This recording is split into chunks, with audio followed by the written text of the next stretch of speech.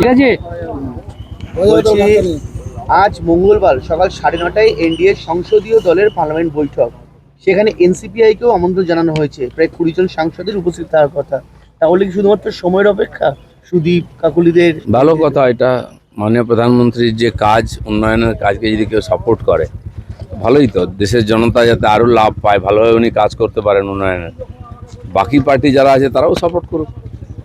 SFI এর মিছিলে মৌলালি থেকে নাকি বিজেপির কর্মী সমর্থকেরা দমকলের গাড়িতে উঠে ঢিল ছুঁড়েছে, জল ছুঁড়েছে, এরকম একটা ছবি এসএফআই এর তরফ থেকে দেওয়া হয়েছিল। পরে ফ্যাক্ট চেক করে দেখা যায় সেটা রাঁচির ছবি। এখানে এসএফআই সেটাকে ব্যবহার করে। যে ছবি দিয়েছে তাদেরকে আগে ভেতরে ঢোকানো উচিত। এই সমস্ত অ্যান্টি সোশ্যাল যারা, তারা বিভিন্ন ব্যানার নিয়ে ঘুরে বেড়াচ্ছে আর তাদেরকে নিজেদের ব্যানারের তলায় নিয়ে আসছে, এ সমস্ত কটাকে ঢোকানো উচিত। আর আমাদের সরকার ঢোকাবেও, সব ভিডিও আছে। দাদা, আজকে সংঘ পরিবার পথে নামছে, ছাত্র শিক্ষক অধ্যাপক শিক্ষাকর্মীরাই মহামিছিলে থাকছেন। মূলত যেভাবে গুন্ডামি চলেছে সেই প্রতিবাদে তারা আজকে রাস্তায় নামছে, যে কিভাবে দিল্লি থেকে গোটা দেশ জুড়ে চলছে এই ধরনের গুন্ডামি বা অন্যান্য বিষয়। সমস্ত দেশবাসীর এই ককরোচ জনতা পার্টি এবং তার সঙ্গসাথী যারা দেশের বিরুদ্ধে আন্দোলন করছে তাদের বিরুদ্ধে আওয়াজ তোলা উচিত। বিধানসভায় আমাদের বিধায়করা এর বিরুদ্ধে বিরোধ দেখিয়েছেন, কালো ব্যাচ পড়েছেন। সারা দেশ জুড়ে বিরোধিতা হয়। এরা ভেবেছে যা ইচ্ছা করতে পারে, এটাই গণতন্ত্র। তা চলতে পারে না। দেশের বেশিরভাগ জনতা এদের বিরুদ্ধে আছে, এটা একবার তো প্রকাশ করার দরকার আছে। এই প্রসঙ্গে আরেকটা বলছি যে বিরোধীদের হাতে তাহলে পেন্সিল রইল, যে শিক্ষামন্ত্রীর পদত্যাগ করে দিলেন এবং পড়ুয়ারা তাদের যে আন্দোলন সেটা তুলে নিলেন। কাজে বিরোধীদের যারা পড়ুয়াদেরকে নাচাচ্ছিল, পড়ুয়ারা পরে বুঝতে পেরেছেন যে তাদেরকে বড় হিসেবে ব্যবহার করা হয়, তারা সরে গেছেন। তাদের আন্দোলন ছিল 1 পয়েন্ট। ঠিক আছে, শিক্ষামন্ত্রী পদত্যাগ করেছেন। আমাদের সরকারও বলেছেন, মাননীয় মোদীজি সরকার বলেছেন যে ছাত্রদের স্বার্থ সর্বোপরি। কিন্তু যারা ছাত্রদের ব্যবহার করছিল তারা এখন রাস্তায় বসে গেছে। আর এরকম বারবার চেষ্টা হয়েছে, প্রত্যেকবার বিফল হয়েছে, এবারও হলো।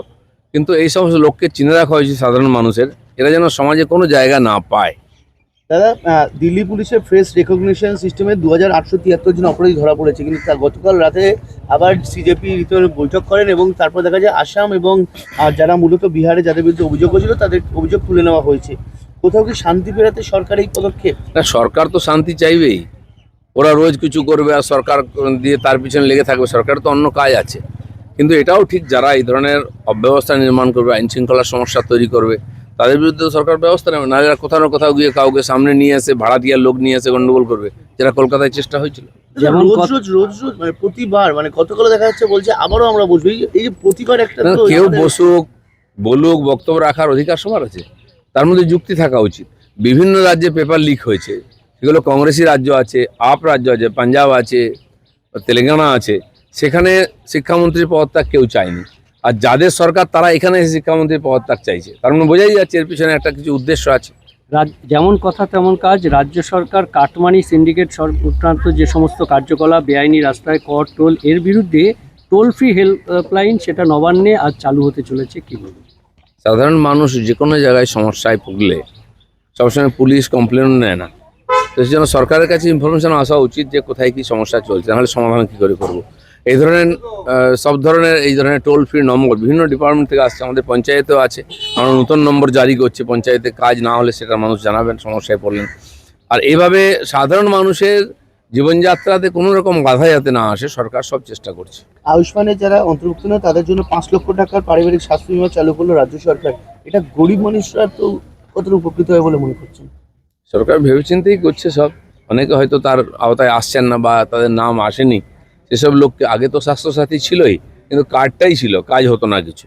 বহু হসপিটালে ট্যাক্স বাকি, তারা গেলেই বলতো বিল বাকি, আমরা ভর্তি নেবো না।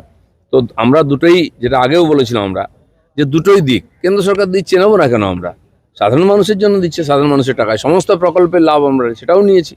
বাকি যারা বঞ্চিত হবেন, রাজ্য সরকার তাদের সঙ্গে আছে, তাদেরকে সব রকম সহায়তা আমরা করি। এবার জাল সার্টিফিকেট দেওয়ার অভিযোগ অভিষেক বন্দ্যোপাধ্যায়ের বিরুদ্ধে। জাল ডাক্তারি সার্টিফিকেট বিদেশ যাত্রার জন্য দিয়েছেন। আগেই আদালত বিদেশ যাত্রার অনুমতি খারিজ করেছিল, তারপর এই জাল ডাক্তারি সার্টিফিকেট, কি বলবেন? এই যে কোনোভাবে বাঁচার চেষ্টা হচ্ছে অপরাধ থেকে, এবং তাতে যারা সহযোগিতা করছেন ডাক্তারের মতো লোকেরা, তাদেরও সাবধান থাকা উচিত। কেন এই চক্রান্তের মধ্যে তারা পা দিচ্ছেন? কেউ হয়তো ভয়ে বা বিশেষ পরিস্থিতিতে দিয়েছেন, কিন্তু অন্যায় করলে তো সাজা পেতে হবে, ইনকোয়ারি হবে সব। দাদা, জীবনতলাতে বিজেপি কর্মীকে কোপানোর অভিযোগ ভালো আসছে এবং গুলি চালানোর অভিযোগ তৃণমূলের বিরুদ্ধে আশঙ্কাজনক অবস্থায় ভর্তি মানে নতুন করে মাথাচাড়া দিচ্ছে কাদের উস্কানিতে? ভাঙড় এলাকা, জীবনতলা সবসময় উপদ্রুত এলাকা, বিশেষ করে ওখানে সংখ্যালঘু যারা হিন্দুরা তারা খুব ভয়ের মধ্যে থাকেন। অনেক ঘটনা হয়েছে, সেগুলো তদন্ত হচ্ছে, সাজাও হবে, কিন্তু এখনো পর্যন্ত ওখানে অপরাধীদের যে দবদবা, তারা রাজনৈতিক শেল্টারে থাকে, তারা এখনো এই ধরনের কাজ করে যাচ্ছে। ধীরে ধীরে সরকার সব ব্যবস্থা নেবে এবং পরিবর্তন করবে। চলুন। পরীক্ষা বিল নিয়ে আজ ফের উত্তপ্ত হতে পারে সংসদ, আজ বিল নিয়ে আলোচনার সম্ভাবনা। দেখুন, সরকার এই সমস্যার সমাধানের জন্য বিল নিয়ে এসেছে। যারা লাফাচ্ছিলেন তাদের এই বিলকে সাপোর্ট করে আইন পাস করানো উচিত। তারা আইনও করতে দেবেন না, নিজেরা লিকও করাবেন, সরকারকে বদনাম করাবেন, এটা চলতে পারে না। সরকার করবে, 370 ধারা বাতিল করে দিচ্ছে এটাকে। একটা লাস্ট কোশ্চেন হলো, সুদীপ বন্দ্যোপাধ্যায় মুখ্যমন্ত্রীর সঙ্গে বৈঠক করেছেন, তা নিয়ে কালীঘাট মন্ত্রী তৃণমূল নেতারা আসলে নেমে পড়েছেন, বলছে কোথাও নিজেদের সেটিং করার চেষ্টা করছে বিরোধীরা ছেড়ে। দেখুন, টিএমসির মধ্যে কে কার সঙ্গে মিটিং করলো, কি করছে, এটা নিয়ে আমাদের মাথা ব্যথা নেই। ভাই হিন্দি বলো, ফটাফট বলো, বৃষ্টি এসে